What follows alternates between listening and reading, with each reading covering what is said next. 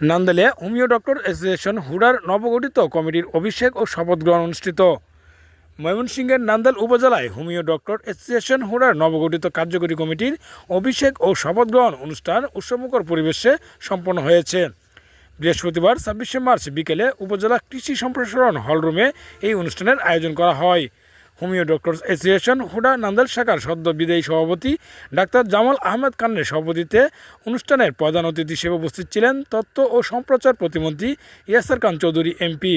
নবগঠিত কমিটির শপথ বাক্য পাঠ ও অভিষেক অনুষ্ঠানের প্রধান অতিথির বক্তব্যে প্রতিমন্ত্রী চিকিৎসকদের জনসভায় আরও নিবেদিত হওয়ার আহ্বান জানান।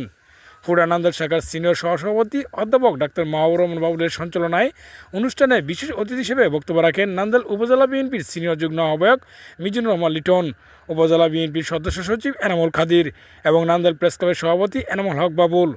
অনুষ্ঠানে অন্যান্যদের মধ্যে আরও বক্তব্য রাখেন নান্দাইল উপজেলা কৃষি কর্মকর্তা নাইমা সুলতানা, সদ্য বিদায়ী সাধারণ সম্পাদক ডাক্তার বানুকুমার সেন, নবগঠিত কমিটির সভাপতি ডাক্তার আমিনুল ইসলাম, সাধারণ সম্পাদক ডাক্তার নুরুল হক, সাংগঠনিক সম্পাদক ডাক্তার আজহারুল ইসলাম হেলাল এবং ডাক্তার নুসরাত জাহান ইবা প্রমুখ। বক্তারা হোমিও চিকিৎসার মান উন্নয়ন এবং সাধারণ মানুষের দুর্গরায় সঠিক চিকিৎসা সেবা পৌঁছে দেওয়ার লক্ষ্যে ঐক্যবদ্ধভাবে কাজ করার দৃঢ়পত্র ব্যক্ত করেন। অনুষ্ঠানে উপজেলার বিভিন্ন পর্যায়ের হোমিও চিকিৎসক, স্থানীয় রাজনীতিক ও গণ্যমান্য ব্যক্তিবর্গ উপস্থিত ছিলেন।